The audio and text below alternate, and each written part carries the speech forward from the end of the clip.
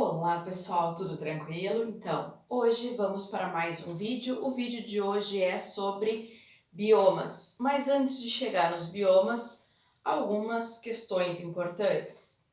Nós temos que relembrar das esferas que formam o nosso planeta. Então, nós temos a hidrosfera, que corresponde ao que? Ao conjunto de todas as águas do nosso planeta, sendo águas continentais, águas oceânicas, águas em estado líquido, águas em estado sólido, certo? Então as geleiras também, a água que recobre as geleiras que formam esse gelo, também faz parte da hidrosfera, certo, pessoal?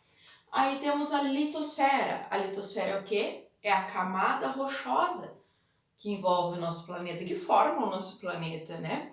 Então, todo o conjunto de rochas que está presente no nosso planeta e, inclusive, as rochas que já não são mais rochas, que hoje são solos, também fazem parte da litosfera.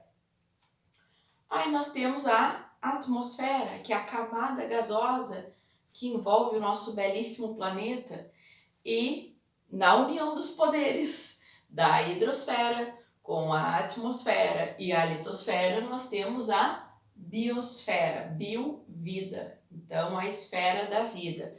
Nessa esfera estão todos os seres vivos do nosso planeta, certo? Incluindo plantas, animais, micro-organismos e nós, seres humaninhos, certo? E aí, para poder compreender um pouco mais desta parte dos biomas, é importante retomar esse conceito aqui, o conceito de ecossistema, sendo ele um complexo dinâmico de comunidades vegetais, animais e de micro-organismos e seu meio inorgânico, que interagem como uma comunidade funcional em um determinado espaço de dimensões variáveis. Então, um ecossistema, ele não tem um tamanho definido. Ele pode ser algo pequeno e localizado, ou ele pode ter uma extensão maior, certo? Importante entender que o ecossistema está sempre na inter-relação do meio biótico, ou seja, do meio vivo, com o meio abiótico, certo? É essa interação dos seres vivos com o ambiente que eles estão localizados. Tranquilo até aí, pessoal? E aí a gente vai para o bioma. Bioma seria algo maior. Aí nós temos algumas definições para bioma. Temos o bioma como um conjunto de ecossistemas, certo? Por quê? Porque o bioma, por ser algo maior, ele vai abarcar mais relações, mais seres vivos que interagem entre si e com o ambiente em que eles estão inseridos. Aí, da origem da palavra, né, do grego bios, vida, uma massa, então seria uma massa de seres vivos, um grande volume de seres vivos.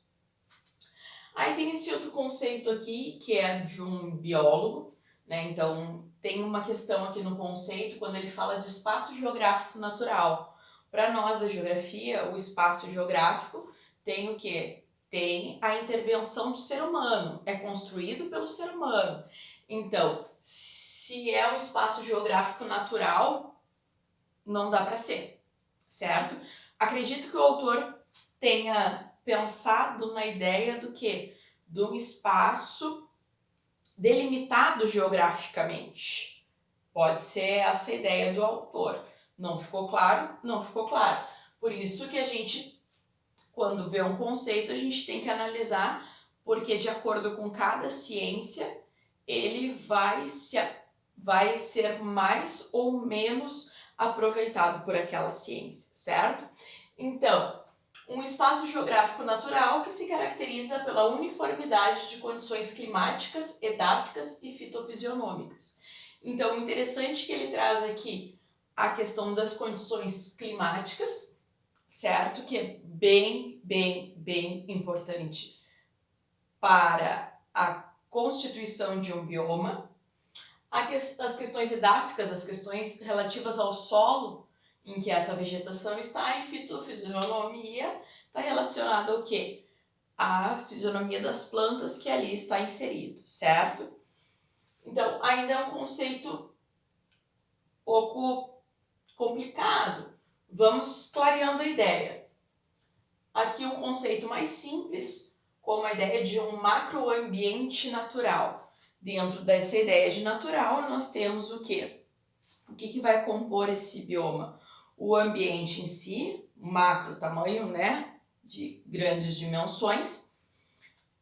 Esse ambiente vai ser composto por uma série de condições climáticas, vai ser composto pelos seres vivos que estão ali, pelos solos que esses seres vivos vão interagir, certo? Pelas águas que vão interagir. E aí eu chego aqui nos fatores de distribuição dos biomas no mundo.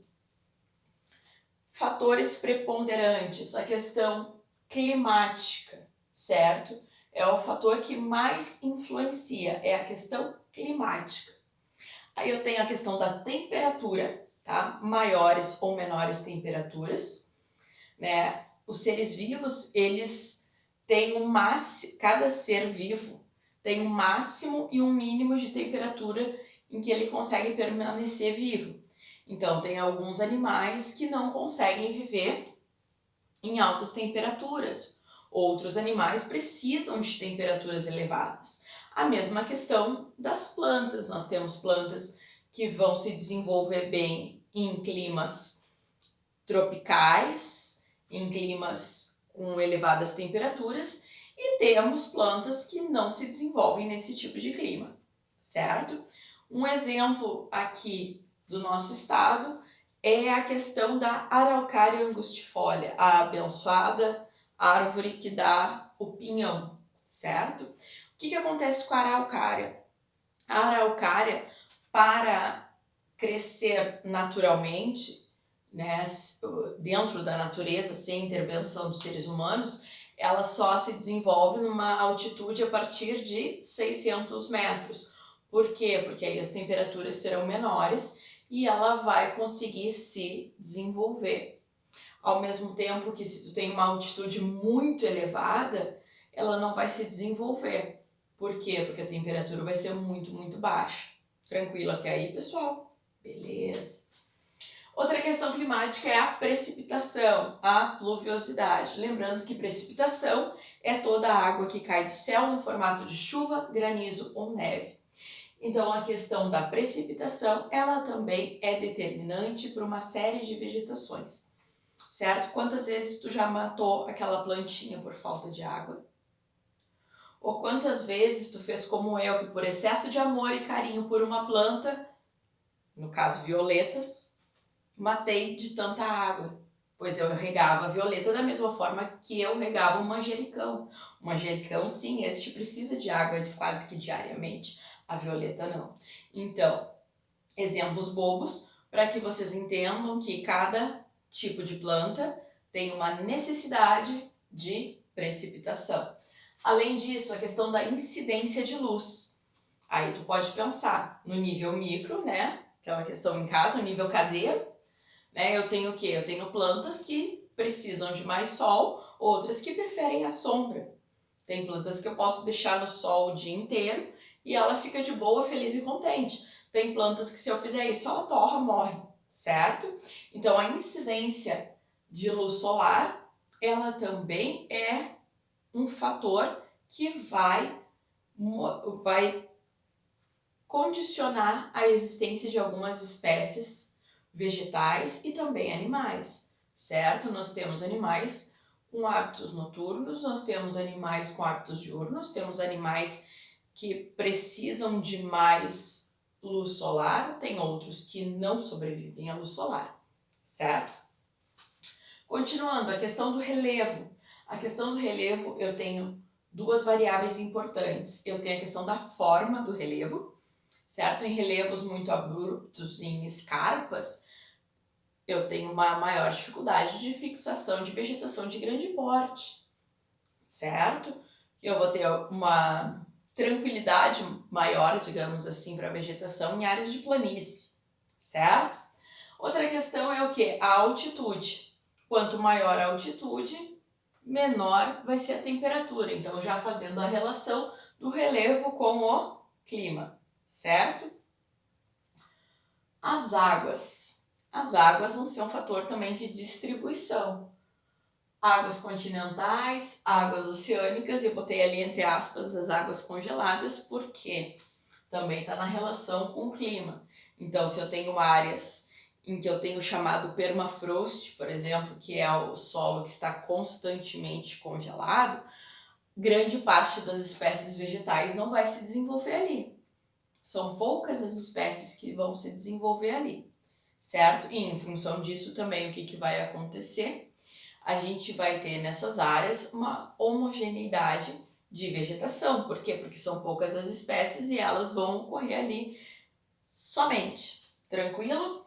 Outra questão, os solos. Os solos também estão relacionados às outras características, né? Em áreas de clima mais úmido, mais quente, eu vou ter um maior desenvolvimento do solo, porque eu vou ter uma maior decomposição da rocha matriz, certo? Então, o que acontece? Os solos também influenciam. São determinantes? Não, mas estão no conjunto. Tranquilo? Aí aqui a questão da vegetação. Eu posso pensar a vegetação em relação à umidade, tá? Então, eu tenho algumas vegetações chamadas de halófitas, algumas espécies halófitas. São espécies que vivem, que são adaptadas a ambientes salgados. Então, eu vou ter espécies como os juncos, que ocorrem em praias de águas salgadas, muitas vezes formando marismas, né? O marisma, ele seria a versão do mangue. O mangue nós temos ele principalmente nas áreas de encontro das águas doces que saem do continente com as águas salgadas do oceano. Então nós temos ali água salobra. O marisma a gente tem basicamente a mesma ideia. Nós temos a mistura da água do continente, que vai desaguar no oceano, com a água salgada do oceano, água doce salgada. Qual a relação de diferença entre mangue e marisma? O mangue, ele tem uma maior diversidade de espécies em função do calor. Então, de Laguna, em Santa Catarina, para o sul, nós não temos condições de temperatura para mangue. Então, nós vamos ter aqui no Rio Grande do Sul algumas áreas de marisma, certo? No restante do Brasil, nós temos condições de temperatura para termos mangue ao longo da costa, nas áreas em que nós temos a desembocadura de alguns rios no oceano. Tranquilo? Outro tipo de vegetação relacionado à questão da umidade são as vegetações xerófitas. Então, as xerófitas, elas são adaptadas a climas áridos e semiáridos. As cactáceas em si, os cactos, são plantas xerófitas. Aí eu tenho as plantas higrófitas, que são as plantas de ambientes úmidos, tá? E aí eu tenho uma grande variação de espécies de plantas de ambientes úmidos. E eu tenho as tropófitas, que são adaptadas à alternância de uma estação seca e outra chuvosa, tá? A gente vai ter essa alternância muito no Cerrado, aqui no Brasil, ou que sobrou dele. Aí, em relação ao formato das plantas, eu tenho e alternância de ter ou não folhas. Eu tenho as caducifólias, que são plantas em que determinada estação do ano as folhas caem. A gente até fala das florestas de folhas caducas, que elas ocorrem em áreas de clima mais temperado. Nós temos as perennifólias, que essa vegetação está sempre verde, está sempre com folhas, tá? Que ocorrem em áreas com temperaturas mais constantes, onde não há tanta variação de temperatura ao longo do ano. Eu tenho as aciculifoliadas, que aí são as folhas em formato de agulhas, né? São folhas fininhas. E eu tenho as latifoliadas, que são folhas largas. Essas latifoliadas são muito associadas às áreas mais úmidas. Tranquilo até aí, pessoal? Então, aqui a gente tem alguns nomes que podem aparecer tanto na prova de vocês, que vai estar mas a questão não é só a prova, a questão é entender esses nomes quando eles surgem em algum texto, quando eles surgem em alguma explicação sobre os biomas do mundo, certo? E aqui tem um desenho tosco, né? É um esquema para ilustrar algumas ideias. Então, em relação à vegetação, quanto maior o calor, maior vai ser a diversidade de espécies que eu posso ter naquela área. Então, nas áreas quentes, e aí associando a umidade, áreas quentes e úmidas, eu vou ter a floresta pluvial, eu vou ter a floresta equatorial. À medida que eu diminuo a umidade, eu vou diminuir também a variedade de espécies, o porte dessas árvores, e eu passo a ter as savanas. Aí lembra ali o cenário do filme Rei Leão, né, a savana. E aí reduzo mais a umidade, eu chego aos desertos, certo? Que eu tenho poucas espécies de vegetação que resistem a esse clima mais seco, certo? Aí, outra variação de calor em relação à temperatura reduzindo. Então, a temperatura reduz, eu vou ter com uma umidade relativa ainda as florestas temperadas. Na transição aqui eu vou ter alguns campos com espécies mais rasteiras até chegar numa temperatura média e o clima mais seco. Sim, temos desertos frios, tá, gente? Existe sim desertos frios. Lembrando que a questão do deserto, a gente tem uma grande variação, uma grande amplitude térmica diária. Por quê? Pela ausência da umidade no deserto, quando o sol aparece, quando o sol nasce, o que acontece? A atmosfera vai aquecendo. Quando o sol se põe, a atmosfera resfria bruscamente. Por quê? Porque não tem umidade na atmosfera para reter esse calor próximo à superfície. Então, o calor se dissipa rapidamente. Então, a variação de temperatura diária num deserto, ela é bastante grande. Tranquilo até aí? Outra questão aqui, a gente está reduzindo a temperatura, né? E aí a gente começa a ter aqui uma vegetação de taiga, tá? A precipitação não é tão elevada. E aqui a gente tem a taiga. A taiga também é chamada de floresta de coníferas, que as árvores são em formato de cone, para quê? Para que quando caia a neve, ela possa resistir, a neve vá caindo, né? Então, por isso as coníferas, formato de cone. Nesse tipo de vegetação, a gente já observa o quê? Uma homogeneidade das espécies, né? As espécies, tu tem menos espécies, então visualmente parece tudo igual. Vamos botar um igual entre aspas, porque a gente tem uma pequena variação ainda de vegetação. Aí chegamos à tundra, e a tundra, sim. A tundra nós já temos um clima bem frio, ártico, né? Já pensa em ártico.